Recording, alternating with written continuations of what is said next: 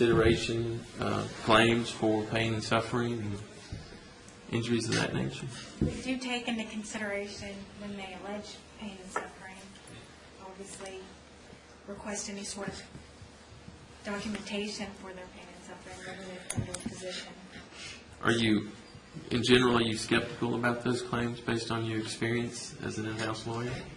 It just depends. I mean, we do get a lot of claims with somebody that's worked with us 2 weeks, had 2 shifts out of those 2 weeks, and claims that they've been emotionally damaged. You kind of tend to question that. All right. And that would make sense, wouldn't it? But as far as, what about employees that have you had situations where you've had employees there for many, many years and are just now pursuing claims? The retail industry tends to have high turnover. Claims like employees that have been there a long time are pretty rare, but we've had those. Right. You tend to look at those a little bit more closely than you might those that just got to work? Yes. Now, you mentioned that your mother had been hit twice, and each occasion was hit by a police officer. Yeah. And were those rear-end accidents? Yes, both of them. She was making left-hand turns, and they just weren't paying attention and plowed into her. And did she have injuries as a result of that? The first accident, she sustained some pretty serious neck and back injuries. She was out of work for a long time. And did she pursue a claim in that case? She did. And then, I guess, is it your husband that's pursuing a wrongful death claim in Shelby County? And I won't get too much into that, but was that involving an accident of some kind? No, it's a medical malpractice. Wrongful death.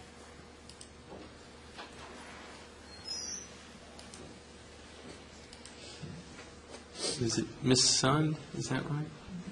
I don't want to pry too much, but you said you had a claim that I guess your mom pursued on your behalf when you were 16, and that one of the reasons you pursued that was because you thought that there was, or someone thought, it may have been you, that there might be some permanent injuries involved. Oh, there is. Okay.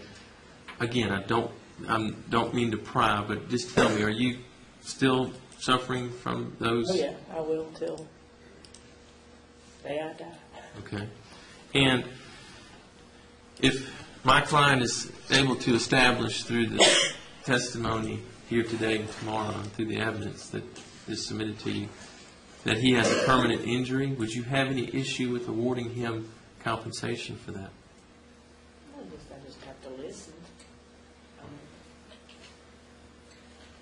Because his is, not saying it's not severe, but his was a car accident. Mine was a tire iron to the head, so.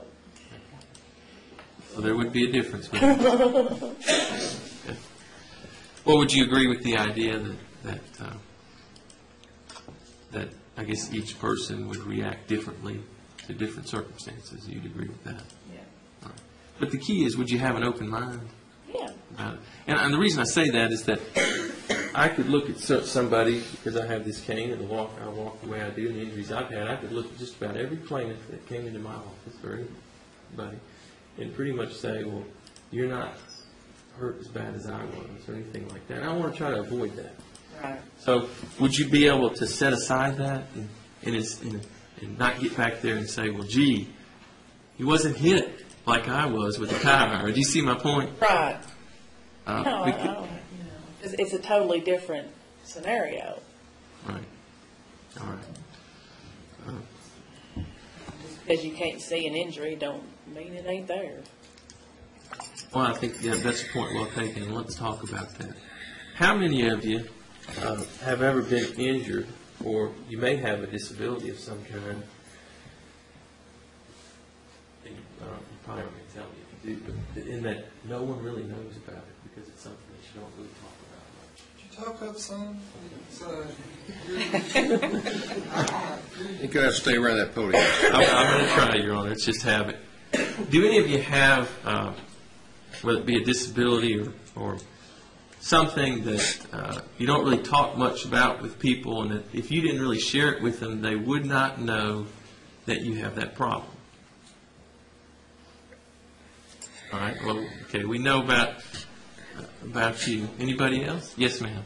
I have multiple sclerosis. That's not something that someone would know by just looking at you.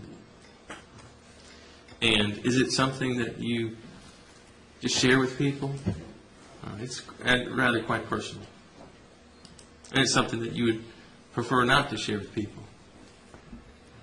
Does that make it any less severe or any less significant to you? And so, and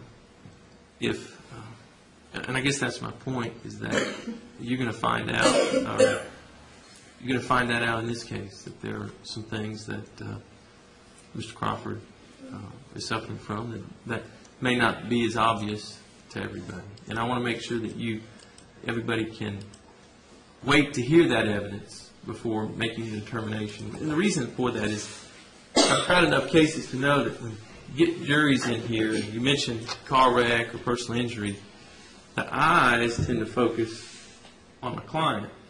And they're looking and they're trying to find out, is he really hurt? Is he turning in his seat? Is he looking uncomfortable? Is he grimacing? And my point to you is that I would ask that you not do that, and if you're tempted to do that, then let's talk about it, because what you're doing when you do that is you're judging him before you've heard any of the evidence. Are all of you willing to wait to make that judgment until you hear all the evidence and go back into the court? Back in the jury room. Are you willing to do that?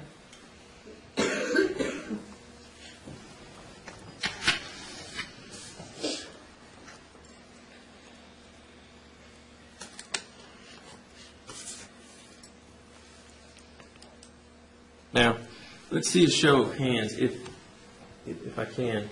One of the things we're going to be asking for, and I'm just going to be blunt about it, is that Mr. Crawford is an architect. And he was out of work after this accident for a period of months. We also believe he's going to have a less ability to earn income in the future. Just knowing that, any of you skeptical about that? Looking at him now, just saying, gee, any of you are looking at me and going, there's just no way that I would award Mr. Crawford any money because he doesn't look hurt to me. Any of you thinking that? And if you want to talk about it, any of you? I would have to hear more about one future.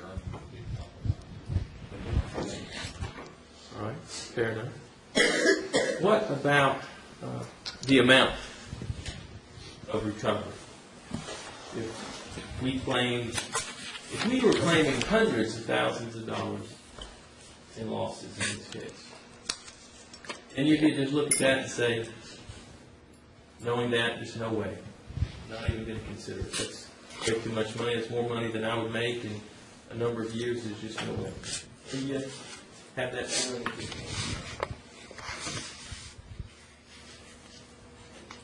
Yes. I'm not saying dollar amount because I don't know what he makes. I had to take all that in as far as an architect and know all the facts, but just to paint a broad stroke like that, no. I mean, that's just, I have to know the whole. All right.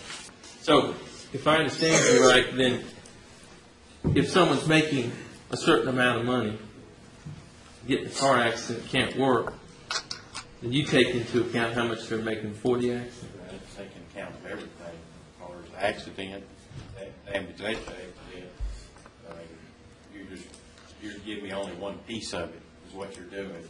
And right. You're painting a pretty broad stroke on that one piece right there. So to be honest with you, I'd have to take in all the facts from the time from A to B on it, and not just part of A.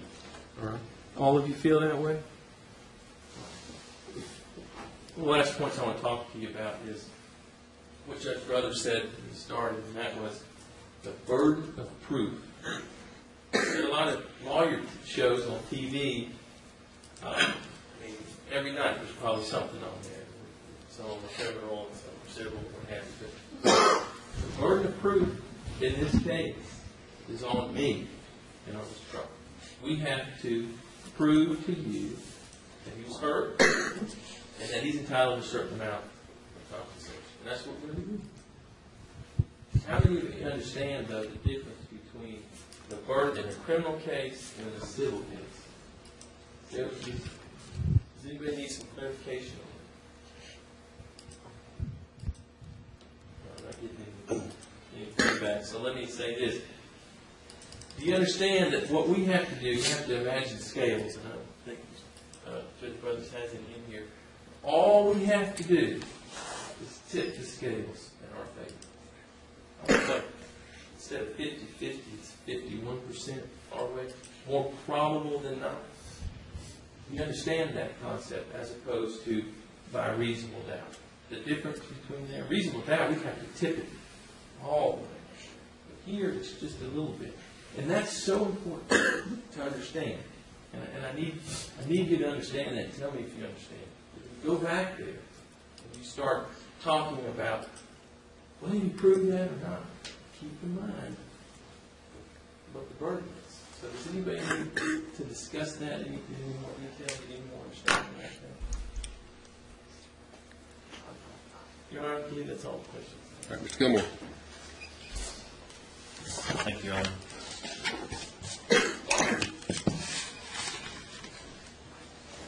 Ladies and gentlemen, I'm Brad Gilmore, and I have the honor of representing Greg Kelson Mitchell.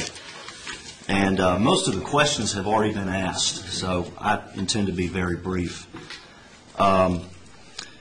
Ms. Aldridge, you're an LPN or an RN? I'm an LPN. LPN, I'm sorry.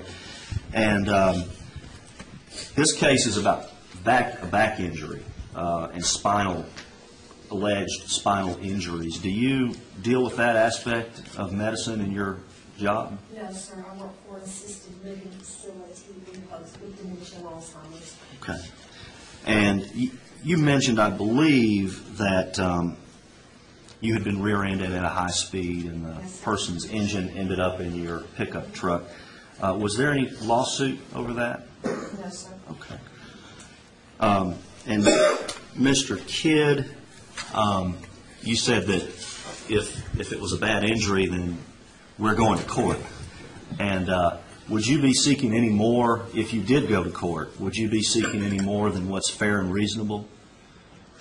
No, I wouldn't. Okay. And Mr. Gower, would that also be true of you? I believe you gave a similar answer that you'd have to, as to whether you went to court, it would be a business decision, correct? And yes, in Whether some it would words, yes. worth your time.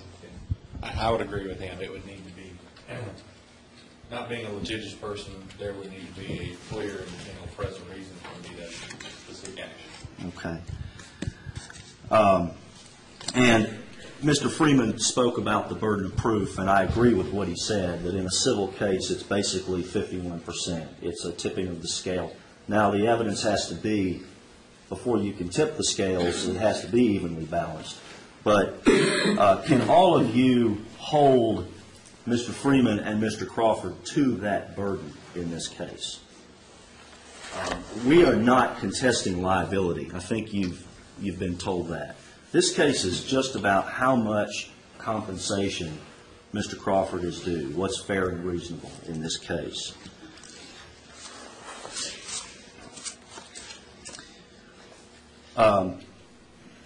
Ms. Grace, you're a teacher at Harpeth Hall, I believe, and I know that's a very prestigious school and a lot of very wealthy people go there.